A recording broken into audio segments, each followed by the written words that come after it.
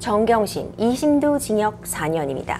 사모펀드 입시비리 관련 혐의로 재판 중인 정경심 동양대 교수가 2심에서도 1심과 마찬가지로 징역 4년 선고받았죠. 앞선 1심 결과부터 지금까지 사건 내용 일단 위원님 한번 좀 짚어주세요. 사실 뭐 국민들 마음속에 굉장히 많은 두 가지의 감정을 갖게 만들었던 사건 중에 한 사건이죠.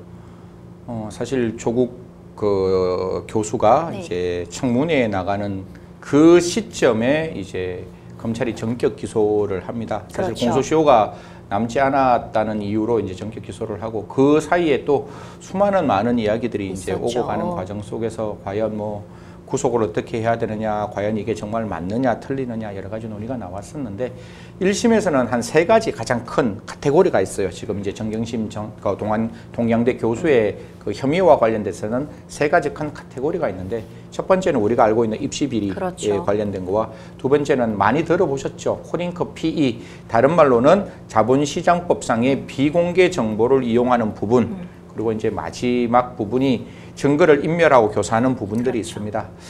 이 이외에 뭐 조금 작지만 그래도 중요한 부분 중에 하나가 사기와 보조금 편취라는 혐의뿐만 아니라 사실 금융실명법 위반도 조금 들어가 있습니다. 그래서 주식을 사고 파는 과정 속에서 정경심 교수의 이름이 아니라 다른 사람의 3명의 차명의 이제 이름을 빌려서 주식 거래를 하는 과정이 있는데요. 이 부분은 사실 뭐 다 아시겠지만 청와대의 고위공직자가 되면 이제 공직자윤리법상 주식 같은 거는 백지신탁을 해야 되는 부분이 있는데 그 백지신탁은 자기 이름으로 되는 주식에 대해서 백지신탁을 해야 되는 부분이라서 이 부분을 제3자 명의로 바꾸어서 주식을 사고 팔았기 때문에 이 부분에 대해서도 공직자윤리법 위반 혐의가 조금 들어가 있고 금융실명법 위반 좀 들어가 있어서 어떻게 보면 크게 보면 한 5가지 카테고리, 그러니까 입시비리와 관련된 혐의, 그다음에 미공개 정보, 증거인멸교사, 사기, 그리고 금융실명법 위반. 이 중에서 1심에서는 사실상 그게 한 500페이지 가까이 되는 그 판결문을 저도 거의 뭐 고시 공부하듯이 한 3번 이상 읽어봤는데 거기에서는 거의 대부분이 유죄가 납니다. 특히 입시비리와 관련된 7대 스펙은 일단 유죄가 났고요. 그다음 미공개 정보를 이용하는 거는 조금 이따 다시 설명드리겠지만 그 장내 주식이 있고 장외 주식이 있는데 장외 주식을 12만 주를 사는데 그 중에서 2만 주 부분만 무죄를 받고 나머지는 다 또 유죄를 받습니다. 또한 증거인멸 교사와 관련돼서는 이제 그 A라는 회사의 어떤 증거를 조금 이렇게 바꾸어서 좀 증거를 인멸하라. 요 부분만 이제 유죄가 됐고 사실 기억나시는지 모르겠지만 어차피 이거 언론에 다 이름이 나왔으니까 김경록 씨하고 정경심 동양대 교수가 같이 동양대로 가는 그 과정에서 사실 그 연구실에 있는 PC를 가지고 나오는 부분이 있어요. 이 부분에 대해서 1심 법원은 이게 타인의 증거를 인멸하거나 자기 증거 인멸을 교사해야 그게 증거 인멸 교사가 되는데 사실 우리 임 변호사님하고 저하고 같이 증거를 인멸하면 제 증거를 공동정범으로 같이 인멸하는 거니까 그 동양대에 같이 갖는 거는 김경록과 동양대 정경심 교수가 같이 행동했는 거다. 공동정범이다. 이러니까 타인의 증거나 자기 증거 인멸을 교사했는 게 아니라 스스로 증거를 인멸했는 거와 동일하다. 그래서 1심에서는 그 부분을 무죄로 했는데 이제 2심에서는 이 부분이 조금 바뀌는 부분이 있습니다. 결론적으로 그 입시비리와 관련된 부분, 그 다음에 주식과 관련 미공개 정보에 관련된 부분은 거의 다 1심에서는 유죄가 났고 증거인멸 교사 중에서 그 동양대 PC 반출에 대해서는 증거인멸 교사가 아니다. 이렇게 이제 판시가 나왔는데요. 그래서 그런 어떤 과정에서 1심에서는 징역 4년을 선고했고 사실 벌금 금액이 굉장히 많았어요. 벌금 금액이 한 5억 가까이 됐었는 그 1심 결과에 지금 이제 항소심이 이틀 전에 그저께죠. 그저께 이제 결과가 나왔습니다. 그래서 조금 형량은 유지가 됐는데 이제 벌금형만 한 5천만 원 정도로 조금 이렇게 내려가는 부분이 있다라는 말씀 드리겠습니다. 그리고 이제 우리 위원님께서 주요 포인트를 다 잘 짚어주신 것 같아요. 이제 많은 분들이 좀 언론에서 가장 크게 보도된 게 저는 어떻게 보면 입시비리 문제가 좀 더 크게 공론화됐던 것 같고 그 외에도 굉장히 여러 혐의들이 있었죠. 주식 관련 문제 말씀해 주셨고 증거인멸 부분도 있었는데 1심과 2심 뭐 판단이 뒤바뀐 부분도 있지만 어쨌든 4년형은 또 동일하게 나왔고 벌금만 줄어든 것이다. 이렇게 이해하면 되겠죠? 네네, 맞습니다. 사실 뭐 국민 여러분들께서 이 4년형이 많다 적다라고 굉장히 많은 이야기들을 지금 나누고 계세요.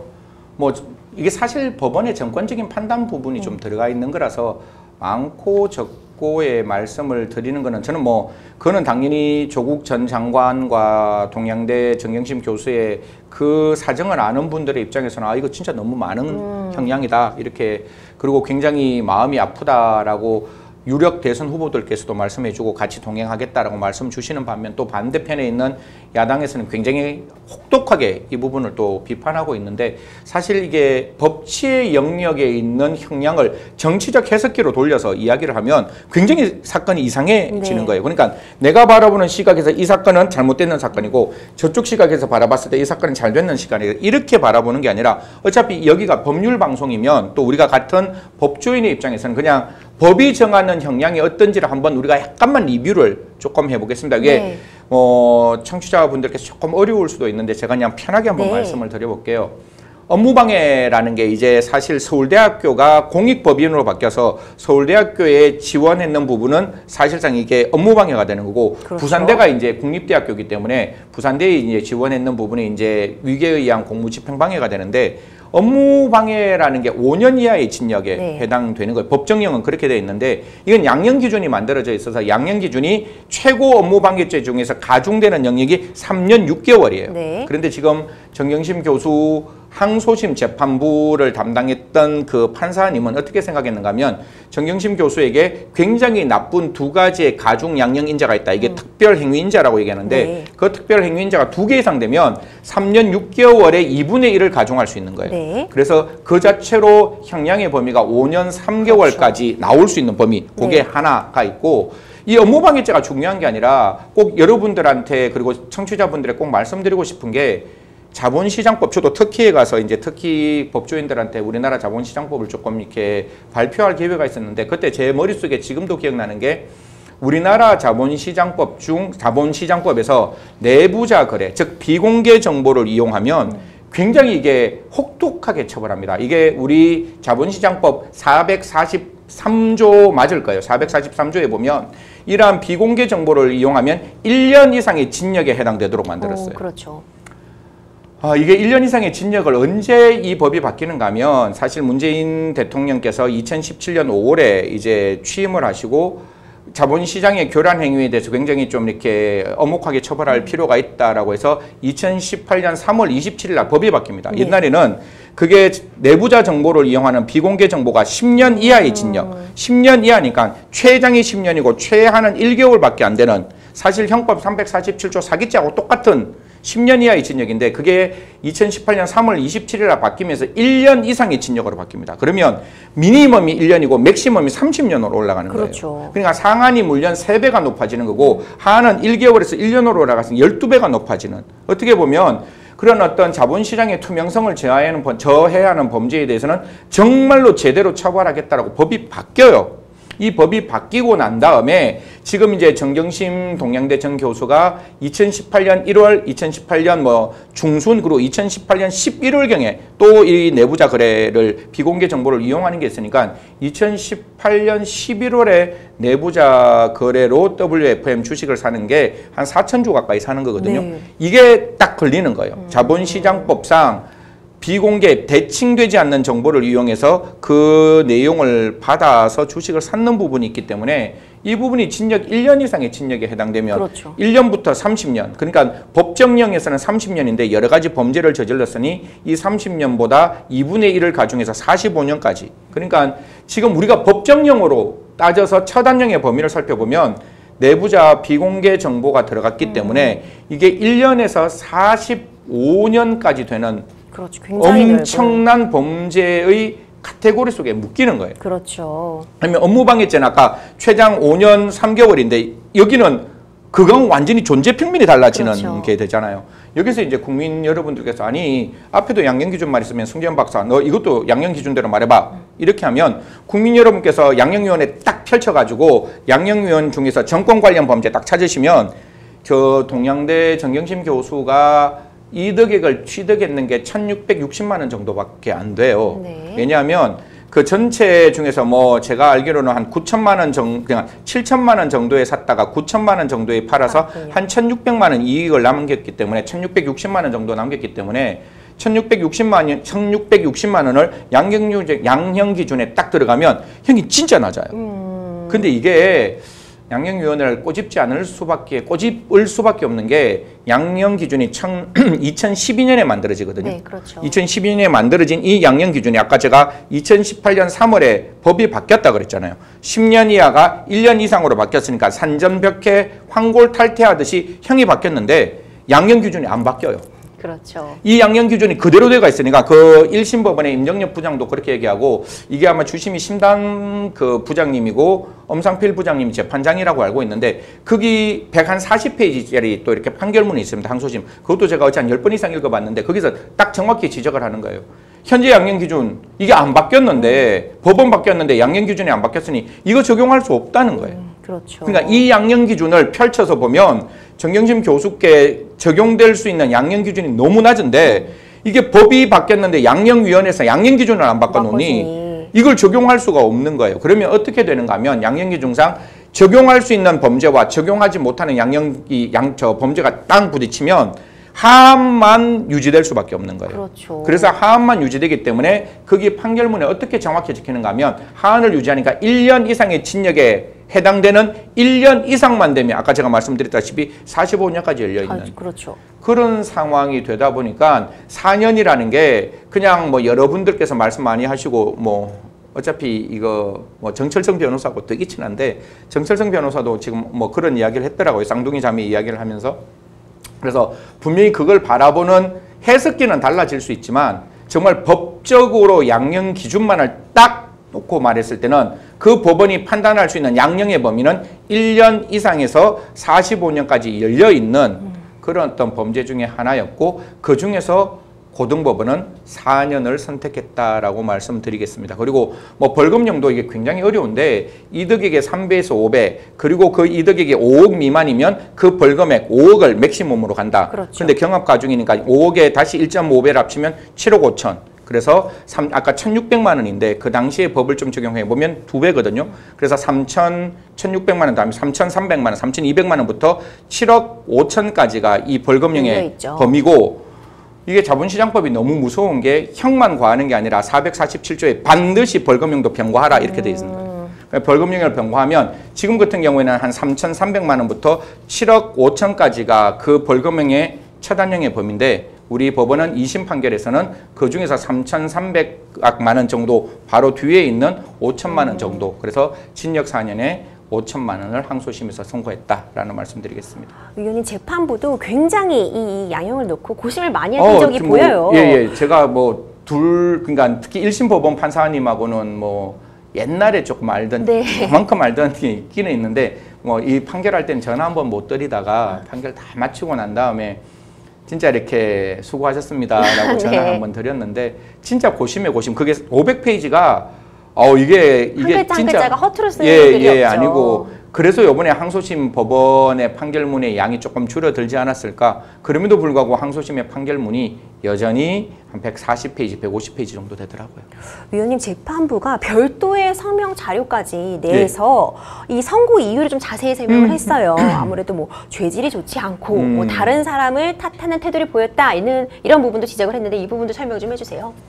사실 저는 모르겠습니다. 이게 그 있는 또 변호사님도 많이 아시지만 이게 나가면 얼굴을 아는 분들이셔서 뭐 그분들이 그렇게 변호하신 거를 제가 뭐 A다 B다 C다 말하는 건 제가 너무 이렇게 제 범위를 벗어나는 부분이고 다만 그 2심 법원에서 이야기하고 있던 부분을 예를 들면 아까 입시 비리의 부분에 대해서는 이게 부모님의 기회가 있고 그냥 부모님이 뭐 특정 어떤 뭐 사회의 나름대로 이제 참 이 말도 전 너무 싫은데 엘리트층이라고 그냥 이야기를 할게요. 전 사회 계층이 있는 게 너무너무 싫은데 그래서 그런 어떤 부모님들의 기회를 잡아서 어떤 인턴이 열려 있고 인턴이 열려 있는 상황에서 좀 후한 대접을 받거나 아니면 뭐 거기에서 뭐 인턴 시간이 조금 약간 플렉스블이라 그러죠. 좀 늘어나고 줄을 수 있는 이런 부분은 저는 뭐 재판장께서 왜 그런 말 하시는지 모르겠지만 그거는 재판장의 뉘앙스는 이해가 조금 된다라는 뉘앙스인데 지금 상황에 있는 7대 스펙은 처음부터 끝까지 객관적 사실이 하나도 맞는 게 없다라고 이야기를 하시는 거예요. 그러니까 저는 앞에 이 부분도 저는 굉장히 싫은 게 제가 지금 우리 임 변호사님하고 저하고 이 자리에 와서 제가 여기서 시청자 여러분하고 이렇게 아이 컨택을 할 수 있는 거는 정말 제 초등학교 때 너무너무 서러웠거든요. 왜요, 위원님? 제가 아버지가 없어요. 그래가지고 지금도 그 생각하면 약간 복받치는데 초등학교 6년 내도록 저만 청소했어요. 아이고, 저만 석탄을 갈아야 하고. 말도 안 되죠. 예, 제가 학교 가가지고 단 한 번도 입을 열지 않았는데 떠드는 아이는 승재현 이렇게 적혀 있었던 그런 어떤 옛날의 기억이 있는데 그런 어떤 승재현이가 정말 제대로 공부를 했을 때 저는 정말 영어 발음 중에 월드라고 하는 게 미국 가보니까 월드 이렇게 발음하더라고요. 그렇죠. 근데 저는 그냥 월드인 줄 알았어요. 그런 승재현이가 지금 이 자리에 있을 수 있는 건 대입의 공정성, 그 공정성과 객관성이 있는 거거든요. 기회는 평등해야 되고 과정은 공정해야 되고 결과는 정의로워야 되는데 그 과정이 공정했기 때문에 이 자리에 올 수 있는데 그렇죠. 만약에 앞에 있는 그 판사님의 그런 어떤 뉘앙스와 지금 이제 변호사 정경심 교수 측 변호사님이 그런 이야기 하시더라고요. 그 당시의 시각으로 바라보면 과연 여기서 자유로운 사람이 몇 명이 있을 수 있을까라고 이제 말씀을 하시던데 저는 그런 것들이 다 좀 없어졌으면 좋겠다라는 거죠. 정말 진짜 국산사자 은미도체 이거 너무 낮대는 시대의 이야기를 하는 건데 국산사자 은미도체 딱 쳐서 정말로 제가 어떤 집안의 아들이라도 내가 정말 제대로 공부하면 그 객관식 시험에서 난 열심히 외워서 이길 수 있다. 저희 아버지가 누구든 제 할아버지가 누구든 저 집에 재산이 얼마든 그런 경우에서 나는 정말 내 나름대로 공부해서 그 희망의 사다리를 타고 올라갈 수 있다라고 생각해야 되는데 지금 재판부에서는 그 부분을 조금 지적하는 것 같더라고요. 그 첫 번째 그 조국 전 장관님의 따님이 지원했던 대학교가 고려대학교. 그렇죠. 그리고 그 위에 있는 대학교가 부산대 의전원인데 그 고려대학교를 들어가기 위해서 정말 열심히 노력했던 청년이 한 사람 있을 것이고 그렇죠. 그러면 이 스펙 때문에 그렇게 그 대학교에 가고 싶은 한 청년이 떨어졌다는 것은 우린 누군지는 모르지만 분명히 한 사람이 떨어졌는 거거든요. 부산대 의전원 정말 목숨 걸고 대한민국 국민의 생명을 지키기 위해서 내가 의대를 가겠다는 열정과 헌신으로 공부했던 그 청년이 한 사람 있을 거라고요. 그 청년이 그 대학교에 지원했는데 분명히 그 조국 전 장관의 딸의 허위 스펙이라고 지금 법원에서는 이야기했으니까 그 허위 스펙 때문에 분명히 떨어졌다는 것도 확실한 사실이라고 바라본다면 저는 모르겠습니다. 그 청년이 저는 반드시 노력해서 고려대학교에 갔을 거라고 생각하고 다시금 절치부심 노력해서 저는 부산대 의대에 갔을 거라고 확신하지만 만약에 못 갔을 수 있잖아요. 그러면 그 청년의 미래가 어떻게 지워졌는지는 저희들은 알 수 없는 거예요. 알 수 없죠. 뭐 고시 공부할 때 그런 얘기 하잖아요. 제 주위에 0.07로 떨어진 친구가 있거든요. 0.07이면 진짜 한 줄에 이게 자로 이렇게 딱 그어서 이렇게 붙이고 떨어지고 그렇죠. 하는데 지금 그 친구 시험 안 됐거든요. 그러면 과연 그 한 사람 때문에 누구는 되고 누구는 안 되는 게 과연 맞을까? 예. 그래서 전 제 친구 중에 삼관왕 했는 애들하고 별로 안 만납니다. 왜 삼관왕 하면 아니 그 행시에 목숨 걸고 했는 그 친구가 떨어졌잖아요. 그렇죠. 누구 한 사람. 외시에 목숨 걸고 했는 한 사람 떨어졌을 거 아니에요. 그래서 같이 있으면 밥은 같이 먹는데 절대로 그 친구한테 제가 그 밥 사달라 그러지 않습니다. 제 밥값 제가 냅니다. 위원님, 저도 사실 변호사 자격 따기까지 제가 봤던 시험을 생각하면 정말 한도 끝도 없어요. 제가 네. 또 이 문제대리 분과 같은 고등학교 출신, 한여외고 그러시구나. 출신이거든요. 예. 제 4년 후배시더라고요. 저 일단 그 한여외고 입시도 저한테 쉽지 않았거든요. 저도 막 한자 외워가면서 중학교 때 네. 내신 관리하고요. 제가 그날 선명해요. 제가 그 한여외고 입시 보고 나올 때 좀 어려웠나 봐요. 제가 그때 울고 아이고. 시험장을 나왔더라고요. 울면서 또 그 와중에 붙고 싶었는지. 우리가 생각해보면 시험이라는 게 특히 맞습니다.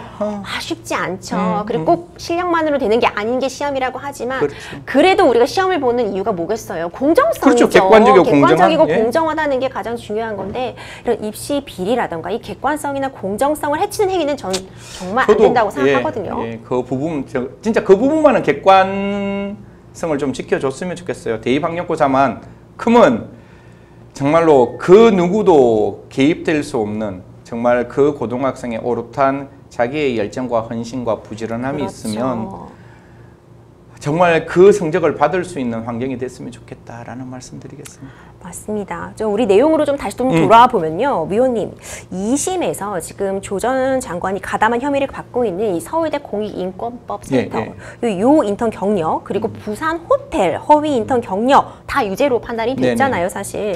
이와 관련해 1심 재판을 받고 있는 그 조 전 장관의 향후 재판에도 좀 영향을 미치지 않을까요? 지금 이제 국민 여러분께 시청자 여러분께서 이제 많이 착각을 지금 많이 많이 이렇게 오해를 하시는 부분이 지금은 정경심 교수 재판에서 나오고 있는 그 이야기와 그다음에 조국 전 장관의 재판이 다른 재판인데 결국 이 두 분이 같은 재판을 받았으면 이런 어떤 상황이 만들어지지 않는데 부부가 같은 재판에서 같이 서는 것 자체가 어떻게 보면 검찰의 모욕주기인 듯한 느낌이라서 재판이 달라져 있습니다. 그렇죠. 사실 그래서 지금 정경심 교수의 항소심 결과가 나오기 전에 기억나시는지 모르겠지만 조국 전 장관의 조국 교수의 재판에서 그 조국 전 장관의 따님이 참석했다는 세미나에 참석했던 또 다른 그 한영 외고에 계시는 분이 저 사람 조국 전 장관 딸 맞다라고 이야기를 했어요. 그래가지고 또 한번 언론이 엄청나게 그렇죠. 이렇게 이야기를 하는데 저는 모르겠습니다. 이게 사실 김경수 전 지사 재판에서도 닭갈비를 시켜 먹었다는 영수증은 제가 봤을 때는 그렇게 크게 중요한 이슈 테마가 아니고 그 재판의 판결문을 정말 꼼꼼하게 읽어보면 거기서 시연했는 게 킹크랩을 시연했는 게 그 킹크랩을 돌렸는 게 시연이냐 개발이냐. 개발이면 굳이 김경수 전 지사가 볼 필요가 없는 것이고 그렇죠. 시연이면 그거는 그 당시에 당연히 드루킹이 그걸 보여주기 위해서 데리고 왔을 거잖아요. 이 포렌식이 가장 중요한 사건이었거든요. 그렇죠. 그러니까 이게 시연했느냐 개발 과정이냐 이걸 따져야 되는데 닭갈비 영수증 5시 30분 그게 큰 거는 아니었는데 이렇게 얘기하듯이 이것도 예를 들어서 한번 제가 설명해 볼게요. 인턴을 했다라고 쳐요. 인턴하면 이게 2018년 5월 1일부터 5월 15일까지 인턴이거든요.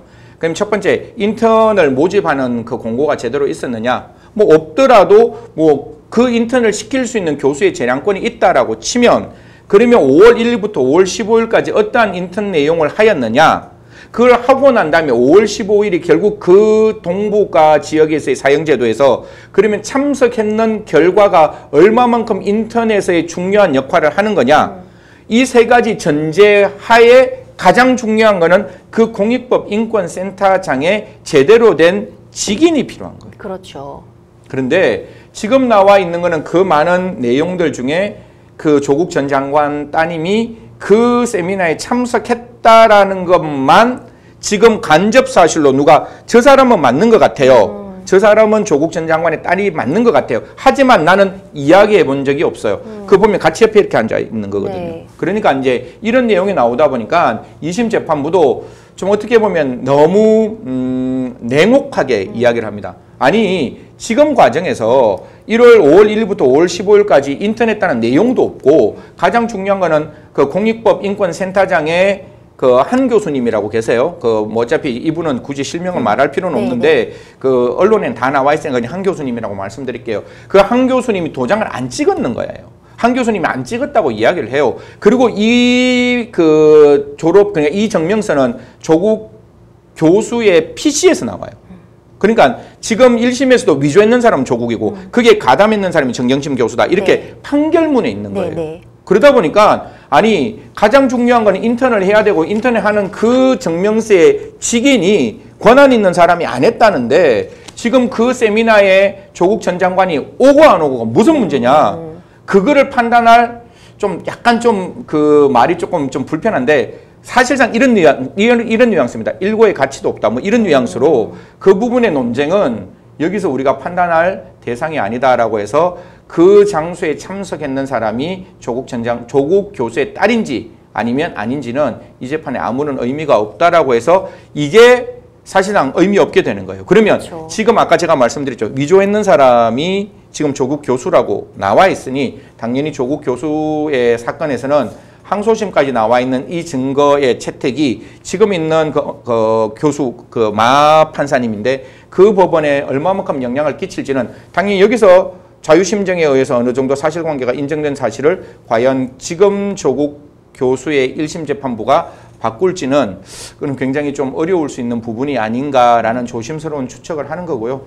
이 재판에서도 여전히 똑같은 변호사, 정경심 교수 측의 변호사와 조국 교수 측의 변호사가 똑같은 김칠준 변호사님이신데 어떻게 재판을 이끌어갈지 조금 저희들이 더 지켜봐야 한다라는 말씀드리겠습니다. 지금 2심 결과가 일단 나왔죠. 이제 조민 씨가 졸업한 이제 부산대와 그리고 이제 고려대가 후속 조치를 어떻게 할 것인지 놓고 고심을 안 할 수 없을 것 같거든요. 이 부분도 참 저도 말하기 되게 불편하네요. 사실 저는 그 조국 전 장관의 딸이 얼마만큼 개입했는지를 전혀 모르는 상황인 그렇죠. 것이고 사실 제가 만약에 저희 아버지가 있고 저희 어머니가 있고 야 성재현 너는 이렇게 해서 이걸 가고 이걸 인턴하고 난 다음에 이렇게 해서 대학교에 지원해 라고 제 삶을 전부 다 스케줄링을 해줬을 때 아닙니다 저 못하겠습니다 라고 과연 말할 수가 있을까 라는 생각은 들어요. 그게 분명히 미성년자 아이에게 부모가 이야기했는 거니까. 그럼에도 불구하고 아까 제가 말씀드렸잖아요. 그 대학교에 분명히 그 입시 원서에 허위나 거짓이 있으면 그 입학을 취소한다라고 나와 있으니까 저희들 입시 요강 보면 다 그렇게 나와 있는 거잖아요.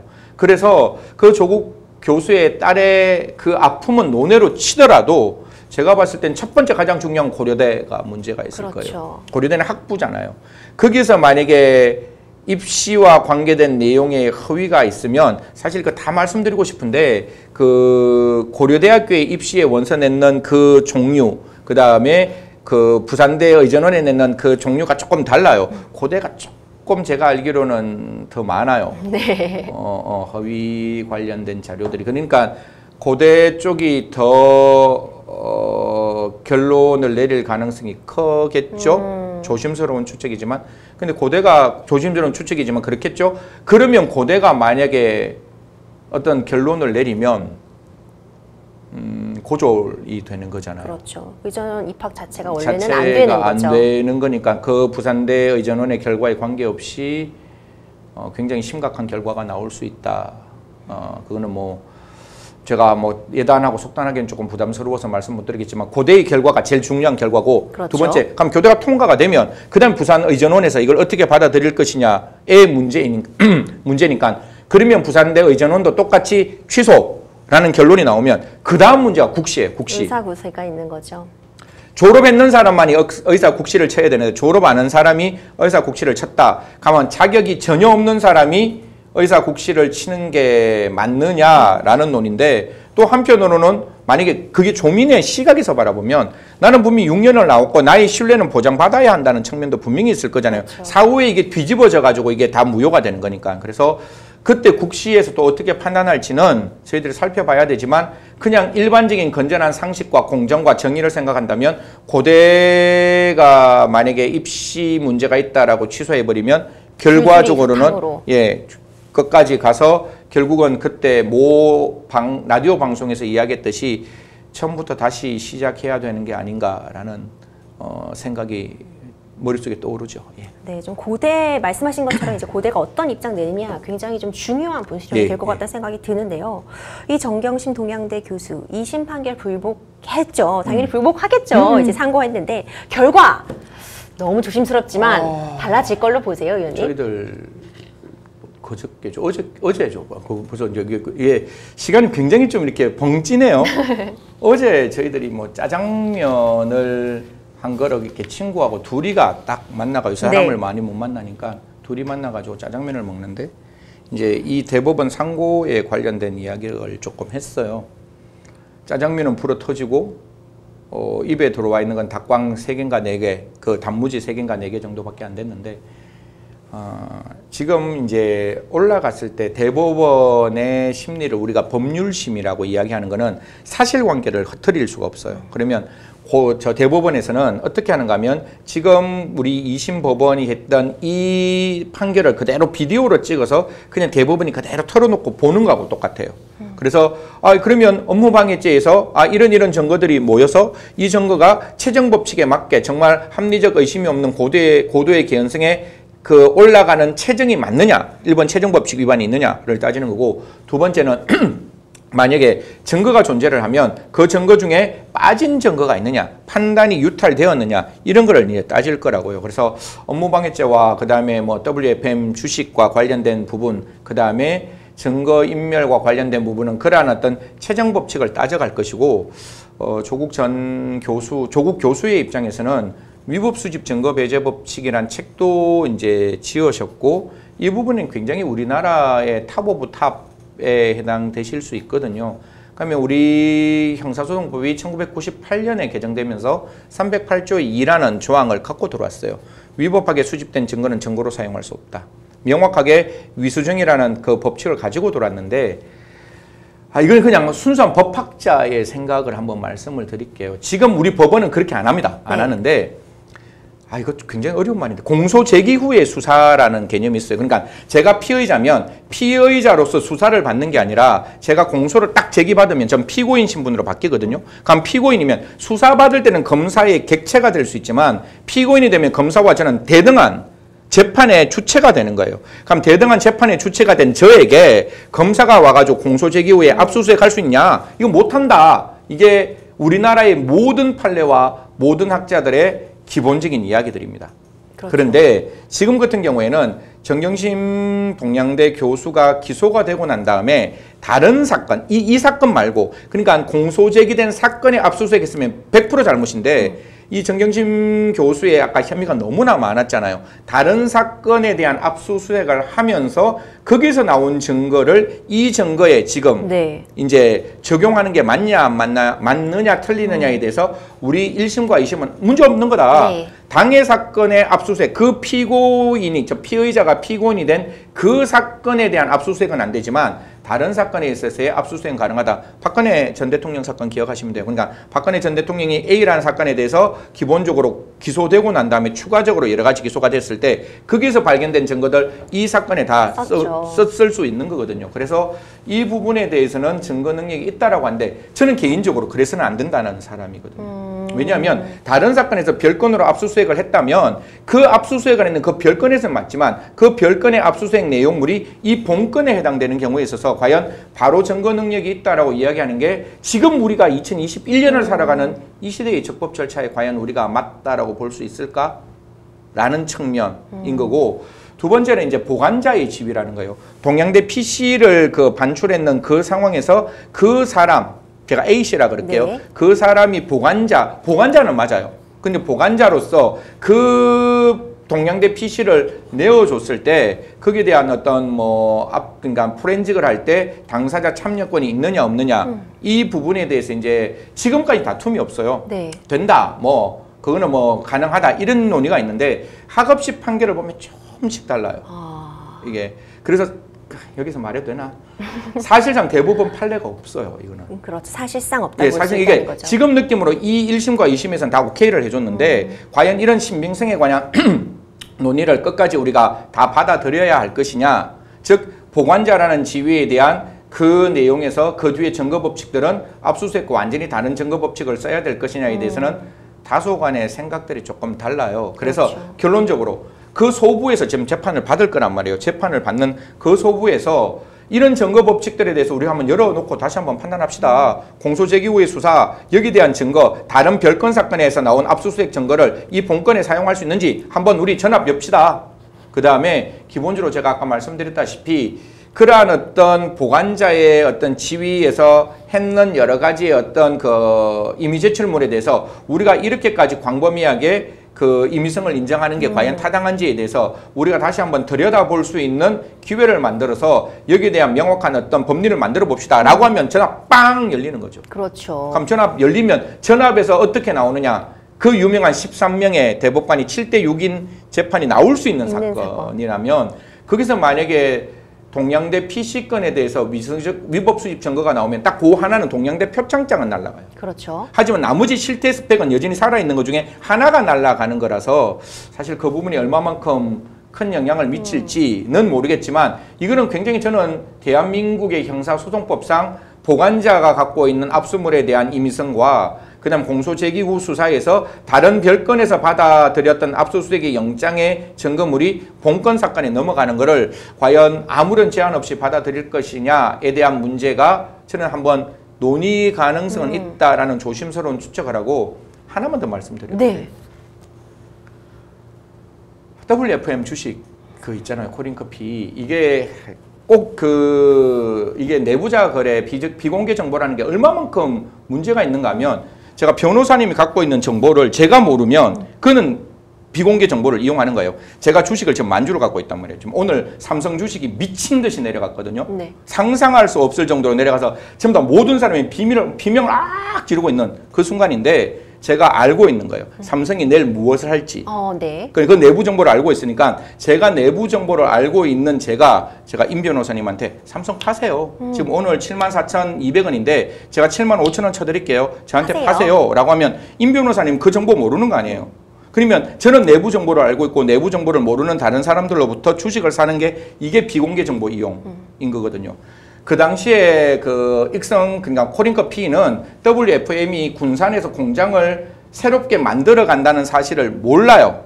모르는 그 정보를 이용해서 장내 채권을 사는 거고 네. 그 장외 채권 중에 12만 주 중에 2만 주는 이것도 언론에 나왔으니까 얘기해도 되죠. 조범동이 가지고 있던 주식이에요. 네. 그러니까 조범동이 먼저 그 군산공장이 움직인다는 사실을 알고 그 내부 정보를 제가 알고 샀던 2만 주기 때문에 그 정보를 아는 사람으로부터 제치되겠을 때는 그러면 조범동 입장에서 안 팔 거 아니에요. 군산공장이 지금 내일 움직인 줄 알면 그렇죠. 이 주식 내일 미친 듯이 올라갈 건데 갖고 있어야 되는데 그걸 팔았으니까 내부 정보는 아니다. 이게 2만 주 건이고 10만 주권은 제가 정말 쉽게 좀 설명하고 싶어서 이렇게 네. 예를 드는 건데 이게 사실은 조범동이 아닌 코린커피 이름으로 이 주식이 있었는 거예요.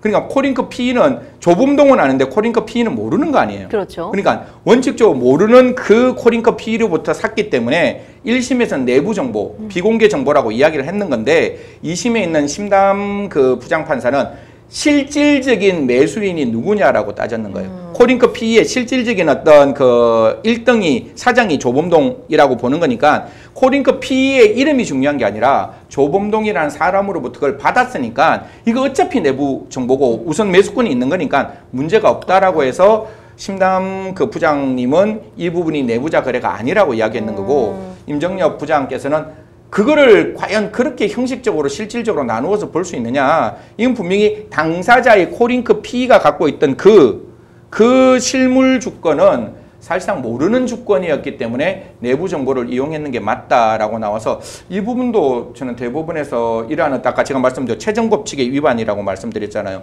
이렇게 채정법칙의 위반을 해서 한쪽에서는 유죄가 났고 한쪽에서는 무죄가 났다면 이 채정법칙 즉 그 실질적인 장외 주권 실물 10만 주가 누구 거냐라는 것은 한번 따져볼 수 있는 부분이 아닌가라는 거고 증거인멸 교사도 이건 분명히 제가 이게 왜 녹음을 지금 방송에 남겨놓으려고 하는가 하면 이거 분명히 문제 될 거거든요. 네.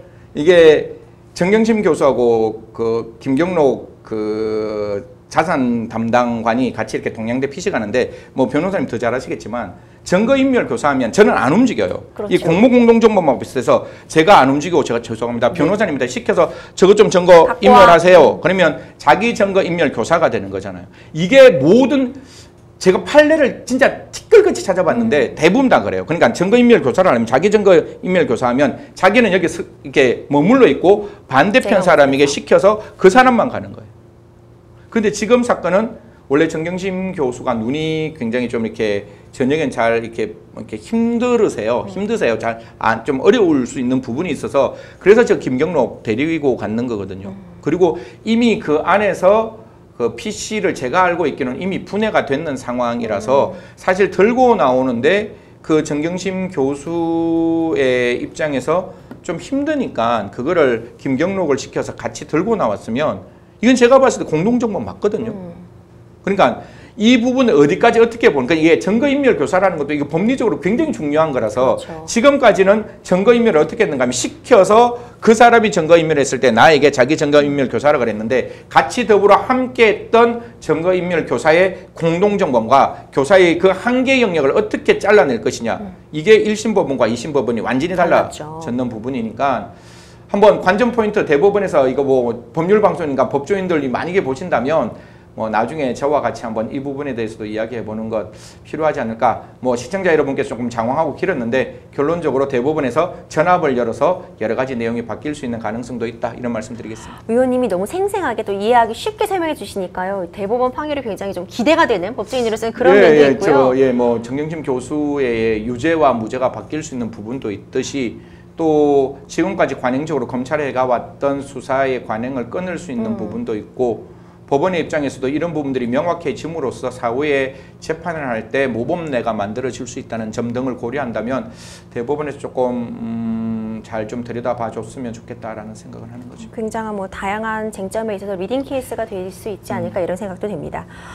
이 정치권 정 교수에 대한 2심 재판부 유죄 판결에 대해 아까 위원님께서 이런 말씀해 주셨어요. 어떤 정치권에서 그럼 정치권 계산기로 좀 돌려서 바라보고 있는 것 같다 이런 말씀도 해주셨었는데 뭐 더불어민주당 대선 경선 후보인 이낙연 전 대표 이 판결 가혹하다 이런 식으로 말씀하셨잖아요. 이런 식으로 어떻게 보셨어요? 뭐 제가 민주당에 있는 대선 후보 명인 가혹한 거죠. 당연히 어떻게 보면 충분히 다른 결과, 아까 제가 1년 이상의 진역이었으니까 4년이 아니라 1년으로도 갈 수 있는 부분이 좀 있는 거잖아요. 그래서 그런 부분에 대해서는 뭐 가혹하다라는 표현을 할 수는 있겠지만 일국의 국무총리를 지내시고 그 다음에 우리나라 의전에서 가장 5위? 지금 여당 대표면 5위, 6위, 7위 정도 될 거예요. 제가 정확하게 의전 수요를 지금 머릿속에 한 6, 7위 정도 될 것 같은데 당대표를 하셨던 분이라면 마음에 있는 감정과 법적 판단은 조금 나누어서 설명했으면 어떨까라는 생각입니다. 그러니까 판사에 대한 비난은 절대로 저는 지양해야 되는 것이고 판결에 대한 비판은 미친 듯이 할 수 있는 사회가 되어야 그게 건전한 민주주의라고 생각하는데 충분히 어떤 조국 전 장관, 그 다음 정경심 교수에 대해서 연민을 느끼고 그 재판을 받는 가족에 대해서 충분히 위로를 정하는 것은 정치인의 입장에서 분명히 저는 할 수 있다. 이걸 갖고 우리가 욕해서는 안 되는데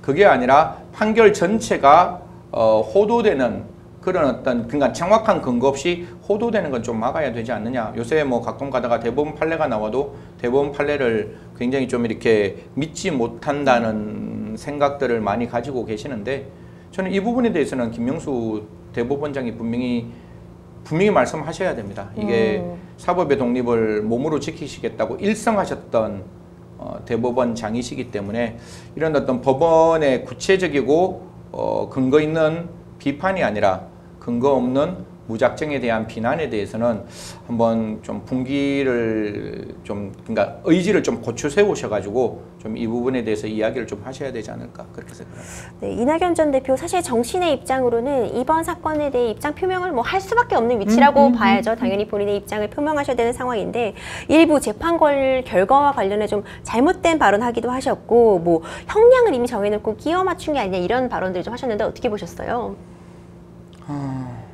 법조인의 첫 번째 원칙이 기록 보지 않고는 이야기해서는 안 된다라는 거잖아요. 그렇죠. 제가 아까 말씀드렸다시피 제가 왜 뭐 하려고 이 바쁜 와중에 500페이지짜리 다 1심을 읽고 몇 번을 읽고 오셨겠어요. 그 다음에 어제 140페이지짜리 그 항소심을 왜 읽고 오겠어요. 저희한테 다 보내주셨잖아요. 이렇게. 그게 제가 봤을 때 그게 법조인의 기본적인 자질이라고 생각하는 거고 분명히 이제 이낙연 대통령 후보자님께 어떤 분이 분명히 브리핑을 하셨을 거예요. 그러면서 이제 그 코링크 PE와 관련된 그 비공개 정보 자본시장법은 이거 다 무죄가 났습니다. 그게 장외 채권만을 이야기를 했는 듯한 느낌이에요. 그러니까 브리핑하는 사람이 저는 물음표였다고 생각해요. 그렇죠. 대표님, 후보자님, 이거 장내 채권하고 장외 채권이 있는데, 그러니까 뭐 장외 채권도 모를 수 있으면 12만 주 전체 무죄거든요. 네, 그렇죠. 사실 2만 주 중에 10만 주는 유죄가 났는데 그 10만 주도 무죄가 났어요. 그러면 전부 무죄예요. 이렇게 전체 워딩을 잡아 나갈 수가 있는 거라고. 그래서 제가 봤을 때 이낙연 대표께서 이 부분을 실수하신 게 아니라 밑에 계시는 그건 모르겠습니다. 이건 정말 제 개인적인 추측인데 밑에 계시는 분들이 조금 더 브릴리언트 하셔야 되고 조금 더 탁월하셔야 됩니다. 이런 부분에서 그 후보자의 워딩이 실수가 되면 그 실수는 밑에 있는 사람이 분명히 책임져야 되는 부분인 것이고 만약에 뭐 후보자께서 그 판결을 조금 읽으셨다면 판결이 워낙 길다 보니까 그 판결의 전체의 맥락을 조금 잘못 이해하신 부분이 아닌가. 제가 분명히 말씀드리지만 장내 채권 3번입니다. 8월 그러니까 2018년 1월 달과 그 다음에 5월 달, 11월 달 중에서 제가 기억이 안 나요. 16,772주, 그다음 3,000 뭐 20몇 주, 4,000 몇 주 이렇게 3번에 걸쳐서 분명히 비공개 정보를 이용해서 그 장내 우리가 지금 주식시장 하잖아요. 네. 그 주식시장에서 그것도 본명이 아닌 가명으로 그러니까 다른 사람의 명의로 된 그 계좌를 열어서 제가 뭐 그 증권사까지 다 아는데 열어서 결국 그걸로부터 주식 거래를 했던 부분은 분명히 있다. 그래서 장외 실물 채권에 대해서만 12만 주 무죄가 났는데 아까 말씀드렸다시피 대법원에서 어떻게 바뀔지는 모르겠어요. 이걸 실제 주주를 누구로 보느냐에 따라서 정보 모르는 사람으로부터 샀다라 그러면 다시 10만 주는 다시 파기환송될 거예요.